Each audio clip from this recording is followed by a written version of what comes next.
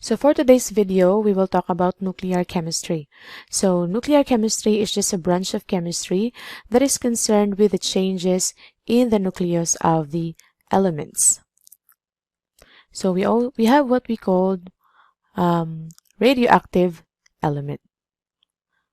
So radioactive element is an element that is subject to spontaneous degeneration of its nucleus accompanied by emission of alpha particles, beta particles, or gamma rays. All elements with atomic numbers greater than 83 are radioactive. But we also have what we call naturally occurring radioactive elements, which includes radium, thorium, and uranium. And all substances are made of atoms, and they have electrons, and around these atoms have electrons around the outside. So we have, I believe you already see a picture of an atom with an electron surrounding it and nucleus in the middle. Then the nucleus consists of protons and neutrons. So, and they are extremely small. Let's say, for example, this is our nucleus. There, this is proton, proton, proton. So, with the proton, consisting your nucleus is also your neutron. Let's say we have also neutron here, there, neutron. And around that one, around your nucleus is your electron. So basically, nana siya dinhi, it surrounds your nucleus. So, marinana ang dagway sa atong atom. Okay? So, this is our periodic table. So, it says 83. Yes. Greater than 83, it is considered already radioactive. So, it starts here. So, gikan din hip. That's the 82. Then, we have din hinadayon. Kinay sila sugod ani. Actinium, thorium, like that. Okay. So, kana sila. That's radioactive. So, who is the father of radioactivity? So, the father is Antoine Henry Becquerel in 1896. And the term radioactivity was actually coined by Marie Curie. So, ang gahatag day sa ngalan nga radioactivity is si Marie Curie. Muna siya si Antoine Henry Becquerel. This is Marie Curie. And iyang husband, si Pierre Curie. They began investigating the phenomenon recently discovered by Becquerel. And this is a microscopic view of your atom. So in some types of atom, the nucleus is unstable and they decay into a more stable atom. So radioactive decay is completely spontaneous. So this radioactive element, they are unstable element that they spontaneously decay to be more stable. So, bali, mugamay, ganahan sila mugamay for them to be stable because, of course, atoms like to be stable. And the energy is released from the nucleus of the atom is what we call radiation. So, the energy that is released by the atoms when they decay is what we call radiation. So, these are pictures of microscopic view of the atom. So, basically, nada dre o mo ni siya ang dagway kung imo siya i-drawing, but microscopically mo ni siya ang nawong. Then we have these particles. So when an unstable nucleus decays, there are three ways nga pwede na nila buhaton. So it could be alpha particle, it may give out alpha particle, beta particle, or gamma ray. So I believe almost all of you already heard about alpha particle, beta particle, and gamma ray. So, okay. Radioactivity, let's first discuss what is alpha particles. So alpha particles are made up of 2 protons and 2 neutrons. This means that they have a charge of +2, so, and a mass of 4. The mass is measured in atomic mass units, which each where each proton and neutron is equal to 1. So this is the symbol of your alpha particles. You can write it this way, or because it has the same atomic number and atomic mass with helium, sometimes nirepresent siya ni helium. So maybe makakita mo from the other references that they use He for 2 as a representation of alpha particles. So alpha particles are relatively slow and heavy. They have a low penetrating power, and you can stop them with just a sheet of paper. So because they have a large charge, alpha particles ionize other atoms strongly. So murag mao ni siya no, 2 protons and 2 neutrons. So next is beta particles. So beta particles have a charge of -1. So and a mass of 1/2000 of a proton. This means that the beta particles are the same as an electron. So that's why you can, actually the symbol of beta particle is yung ano siya, masyag B tapos minus sa taas. Or sometimes ang nag-represent the beta particles is C electron because they have the same mass and they also have the same charge, which is -1. So sometimes you may see from other sources that instead of B minus, they use electron symbol to denote beta particles. Okay, they are fast and light, so paspas and very light lang siya, no? Beta particles have a medium penetrating power, and they can stop by a sheet of aluminum or plastics. And beta particles ionize atom that they pass, but not as strongly as alpha particles do. So more na yung dagway sa imong beta particles. Now let's have gamma ray. So gamma ray is not a particle, it is a wave, because wala man siya mass and wala siya charge. So, bale, gamma is really not a particle. Kaya wala siya mass. Wave lang siya. So, that's why it is gamma ray or gamma wave. So, ang iyang symbol is yung ani, muna siya Y nga 0, 0 because wala siya charge, wala po siya mass. Gamma rays have a very high penetrating power, and it makes a thick sheet of metal, and it takes a thick sheet of metal such as lead or concrete to reduce them significantly. And gamma rays do not directly ionize other atoms, although they may cause atoms to emit other atoms or other particles, which will then cause ionization. We don't find pure gamma sources. Gamma rays are emitted alongside alpha or beta particles. So you cannot find gamma ray directly, but gamma ray is emitted together with alpha particles and beta particles. Strictly speaking, gamma emission isn't radioactive decay because it doesn't change the state of the nucleus. It just carries away some energy. So energy ra iyang tangtangon from the nucleus. Okay?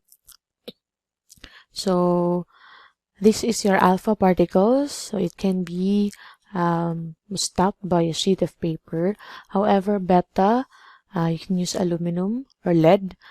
Aluminum, and si gamma, siya mo'y lead. So, kailangan siya baga-baga because gamma has a very high penetrating power. So, isotope. So, if we mean isotope, it means it is a variant of a particle or a chemical element which differ in neutron number. So, may isotope, kuan ra siya, same ra na siya nga chemical element pero lahi lang ang iyang number of neutron or neutron number. Okay, all isotopes of a given element have the same number of protons. So same number ang proton pero different ang iyang number sa neutrons. Let's say for example, hydrogen. So basically ang hydrogen is you have proton and you have electron. This is the isotope of hydrogen. H1, that's prutium. Okay, prutium. Then you have deuterium, H2. Okay, and you have tritium, H3. Okay, So, di ba, your hydrogen, si hydrogen, kung ano na siya, wait. Hydrogen, 1 man na iyang atomic mass. So, this one is your atomic mass, okay?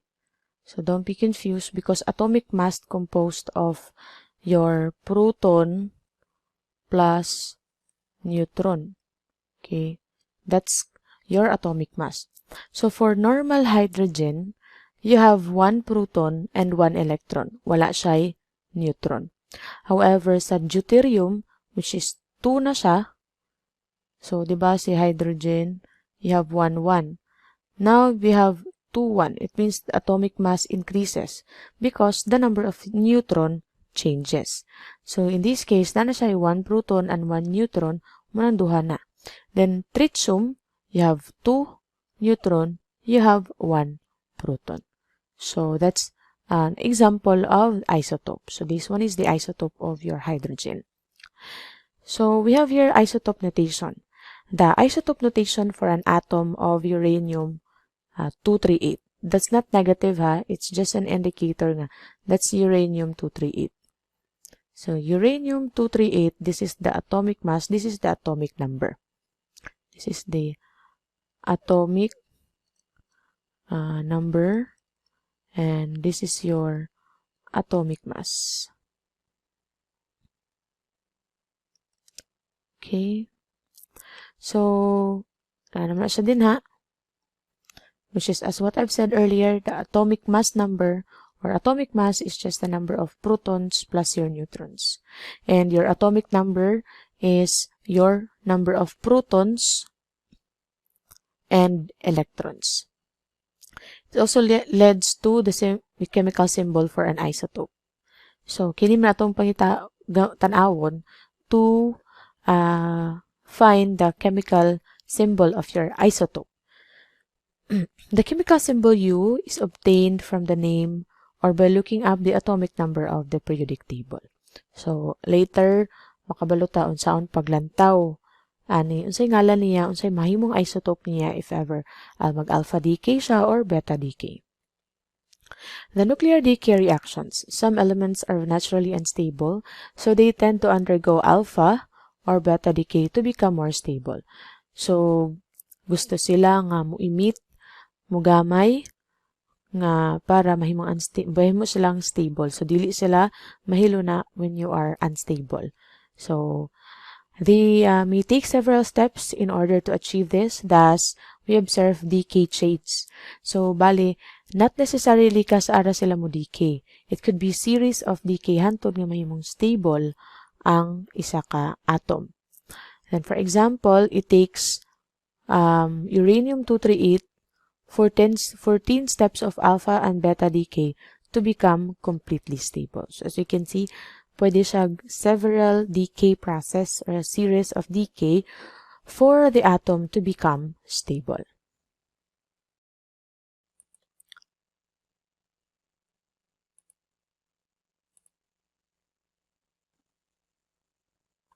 So, next slide is identifying alpha and beta decay reactions.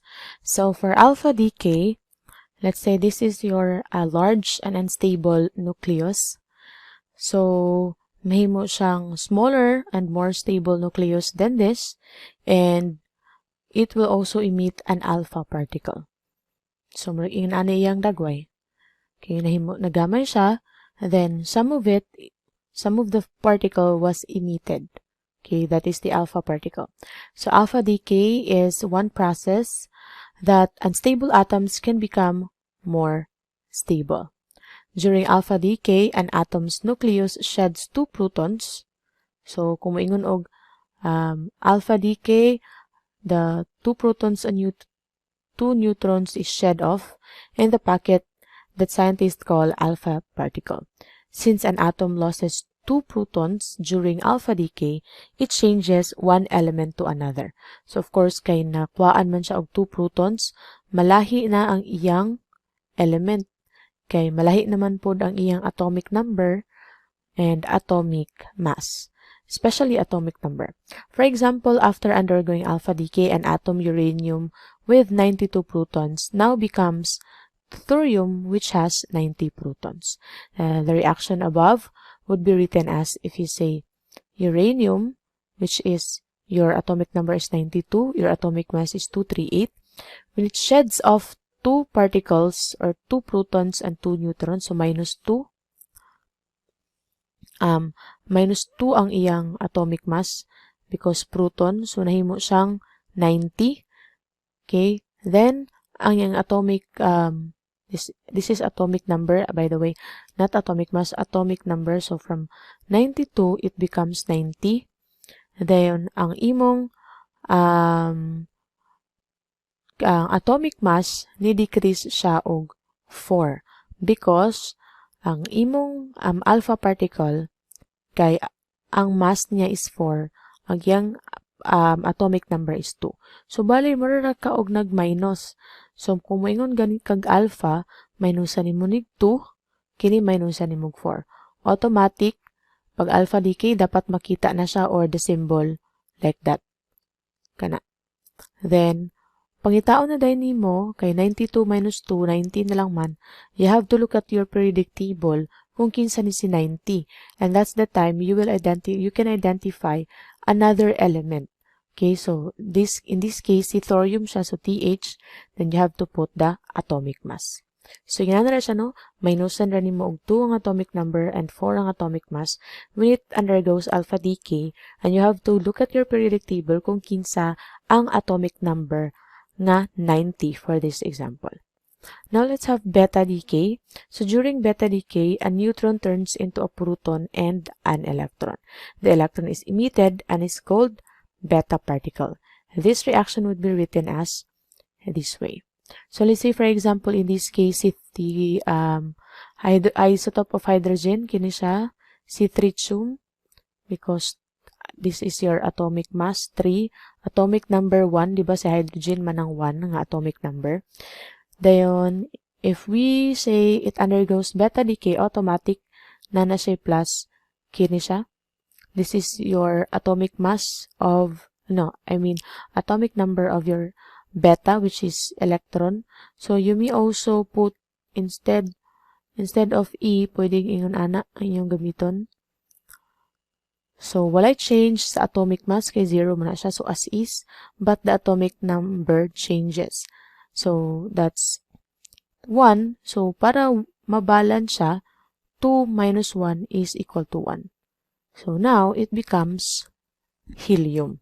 Helium 2, but the atomic mass is 3. Okay, so tanaw na nimo kung nag-change. So pag beta decay, automatic 0 ang wala nag-change ang mass, only the atomic number changes.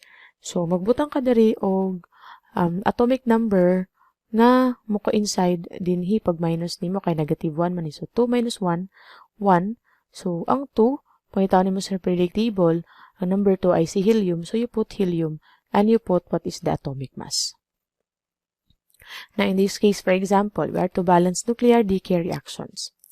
For Rn86, for Rn or radon, 86 iyang atomic number, 222 ang iyang atomic mass. Nya nahimo siyang polonium 84 and iyang atomic mass is 218, atomic number is 84. So unsa ni siya nga decay ang iyang gi-undergo? What type of decay? So basically this is meaning ni shed off siya, na tanggalan siya og duha ka proton. So bali hint na nimo nga ni undergo siya og alpha decay. So the answer is alpha decay. So 84 plus 2, that's 86. 218 plus 4, that's 222. In this case, si thorium 90 ang atomic number, atomic mass is 228, nahimo siyang Pa91. Okay? So 228 gihapon. Walay change sa mass, pero naadan siya og isa ka atomic number. So hint na nimo kung walay sa change sa mass pero nag-change imong atomic number. Basically, that's beta decay. So 91 minus 1, that's 90. 228 minus 0, that's 228. So, ni-undergo siya og beta decay. So, inana lang no, mura kaga minus. Simply, minus plus lang siya. Okay. Decay chain of, this is an example, decay chain of uranium-238. So, alpha decay, then beta decay, beta decay. Okay. We have what we call fission and fusion. So, sa mga nuclear reactions, we have what we call fission and fusion. I know you're familiar with fusion. Kabalo man mo si San Goku, mo fuse siya ni Vegeta. So, murag ingon ana. Mo fuse together. So, fission. So, si fission is just the opposite of fusion. So, fission is the process of splitting an atom. So, kung mubalik na si San Goku sa iyang kaugalingon, from fusion, that is what we call fission. So, it is a splitting of heavy nucleus into two lighter ones. So, fission was discovered in 1838 by a German scientist Otto Hahn, Lise Meitner, and Fritz Strassmann, who bombarded a sample of uranium with neutrons in an attempt to produce new elements. So, they observed that lighter elements such as barium were formed during the reaction, and they realized that such products had to originate from the neutron-induced fission of uranium-235. So, this is an example, isang example of fission. Uranium-235, so this is the mass, this is the atomic number, plus, gibombarded siya og neutron, meaning, it means, giintrodusan or gidungagan siya og neutron. So, neutron has no charge and one mass. So, ang na-produce niya, kuno, when sa fission, kay duha ka lighter or duha ka mas gagmay ani nga atom and a proton. So, in this case, according sa ilahang experiment, nakaproduce sila og barium and krypton and 3 moles of neutron. So, kinipod, Pu-94 bombarded with 1 neutron, it produces the 3 neutrons and of Ru-44 and SN50. So, marami siya og kini example. So, this is uranium fission. It is bombarded with neutron. Then, generate siya og, this is the first generation. Again, bombarded with another neutron. It generates another smaller atoms. Okay. Pakaingon tag smaller, kaya mas gamay ang atomic mass. Of course, lesser po ang atomic number. Then, second generation, bombarded again with neutron. And you have third generation, so on and so forth. Now, what is fusion? So, fusion is the process by which multiple ang small atoms na pod, they join together to form a heavier nucleus. So, as what I've said earlier, it is just the opposite of fission reaction. In a nuclear fusion reaction, lighter combines to produce a heavier nucleus. As shown, fusion of 3H and 2H to give 4He, and a neutron release an innermost amount of energy. In principle, nuclear fusion can produce much more energy than fission, but very high kinetic energy is required to overcome electrostatic repulsion between the positively charged nuclei and initiate the fusion reaction. So, this is an example. Si hydrogen 3, si hydrogen 2, fuse sila together. So, nag-combine, it produces helium 4. And there's a large amount of energy produced also, together with 1 neutron. So, what is nuclear binding energy? Nuclear binding energy is the energy required to keep the protons and neutrons of the nucleus intact. So, as the word suggests, binding, and the energy that is released during a nuclear fission or fusion in nuclear power. Basically, nuclear binding energy is considered as mass, and that mass becomes missing. This missing mass is called mass defect, which is the nuclear energy, also known as the mass released from the reaction as neutrons, protons, or any other trajectories. Okay. So again, example for fission and fusion. You have here 92238. So basically, kung makakita mo gingon ani, it means na siya i-introduce nga neutron. And yun na nang hint nga this is a fission reaction. So, makita na yun na ninyo. Let's say dire. Ayan. So, 56 plus 36, that's 92. Because kini, wala man siya nag-change og wala man nag-change ang iyang atomic number. Wala, 0 man eh. Then 0 sad ni, so, duha. However, day 238141 plus 92, double let's calculate. 141 plus 92. So 141 plus 92. So that's 233. Tama? Oh, yes. Okay. 141 plus 92. This is 233. So kung i-add ni mo ni, this is 233. Then kini siya 235 plus 1. Sorry, this is 236. 236. So this is, kung i-combine mo siya, 233 plus you have 3, this one, so 236. So hinaan mo paglantaw. Tulo man na siya kay tulo man na ka atoms or 3 moles of neutron. Tulo ka neutron, so i-times ni mo 3. Dari 0 man na siya. So diri pod, same ra pod na siya. So 36, so 92 minus 36. 92 minus 36. So, this is 56. Okay, so, diba, tama ba? 56? Okay, 0 man eh. And kini siya, 236 plus 1. Dili siya, 237 ni silang duha kung i-add ni mo. 237. So, dapat 237 po ni dali. Kaya need mo na siya i-balance. So, let's get. So, that's 144. So, 144 yung mga atomic mass.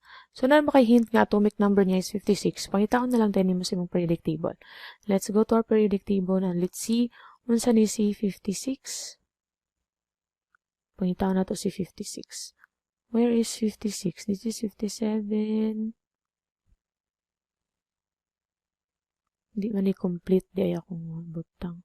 Andra. 56. Si barium. Barium. So, let's go back. So, butang na dahin ka din barium. In this case, kay kini nag-release man siya. So, this is fusion reaction. Niproduce siya og helium. Kabalo ka nga H po ni siya. H1, then in this case, so, duha ka deuterium. Yes. Okay, so next, half-life. So, half-life is the amount of. So now, let's talk about half-life. So half-life is the amount of time it takes for half of the atoms of the unstable isotope to decay. So, ang hunaw-hunaw limang half-life is ang time nga ma-half ang iyang amount. So, for example, if the half-life of 50 grams of sample is 3 years, so every 3 years magtunga-tunga siya. Then in 3 years, only 25 grams left would remain. During the next 3 years, 12.5 na lay mabilin ang from 25 grams. So, bali, if every 50 years, so, pag human og 3 years, 25 na lang mabilin. The next 3 years, 12.5 na lang mabilin. The next 3 years, gamay na lang po ang yang mabilin. It's a 6.25. So, that is what we called half-life. So, this is the formula nga pwede na ito gamitin in getting the half-life. So, you can have ln or natural logarithm of nt over no. So, your nt is the mass of radioactive material at a certain time. And no is the original amount. Then, negative k is your decay constant over times time interval. Or we can use this one. Most of the problem uses this one, which is A stands for the final amount. So, katong kuhaon ni mga amount is equal to the initial amount times 1/2 raised to T, which is your time over half-life. So, pag mag-calculate ka ani, you have to divide this one first before nimo erase sa 1/2. Okay, sa yung calculator. Let's have an example. If the half-life of 100 grams of radioactive isotope is 8 years, how many grams will remain in 32 years? So, pila kuno ang mabilin sa 100 grams in 32 years kung every 8 years matunga siya. So, pwede na nimo butang dari, let's say 100 grams.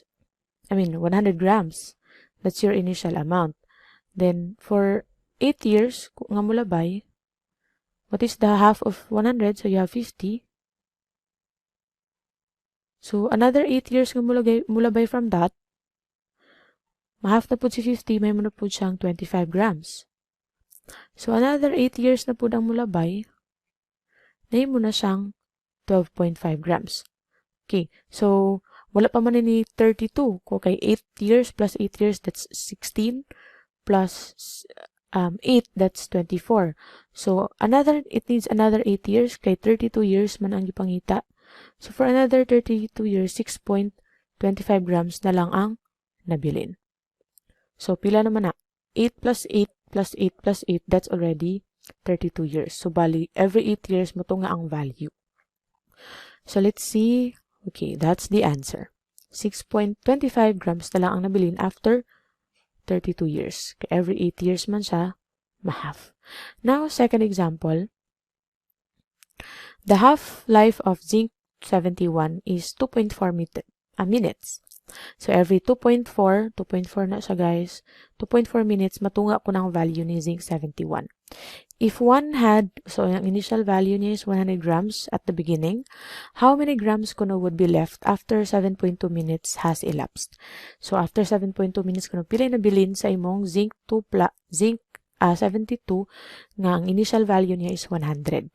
So, we all know nga every 2.4 minutes matunga ang value. So, we will use the katong ganina nga formula is equal to E sub O times 1/2 raised to T over H. So, we have the initial value given, 100 grams kini, times 1/2. Then, ang time nga gipangita, 7.2 over the half-life time, which is 2.4. So, kung imo mag-multiply bitaw ka ani guys, o mag-calculate ka, you have to first divide 7.2 over 24. After nimo makuha ang value ani, which is 7.2 divided by 2.4, that is 3. 3 manata na siya. Let me change first. So, kung i-divide mo ni siya, makakuha ka og 3. So, mahimo na siyang 100, 1/2 raised to 3. So, kini na pod ang imong sunod nga, butang sa imong calculator. Parenthesis, 1/2, close parenthesis, raised to 3, before nimo siya i-multiply sa 100. And kung sakto nimo na pagka-input, you will get 12.5 grams. So, let's see what's the answer. So, there. The answer is 12.5 grams. So, if you will just follow the formula given last time, kini siya, kini nga formula, then you will get the answer. Okay. So, kini siya, yara ng gitagi-tagi, mao na, yung gi-divide daan, o tamawa. I-divide niya daan ang 7.2, so parehas atong gibuhat diri, so nakakuha siya 3.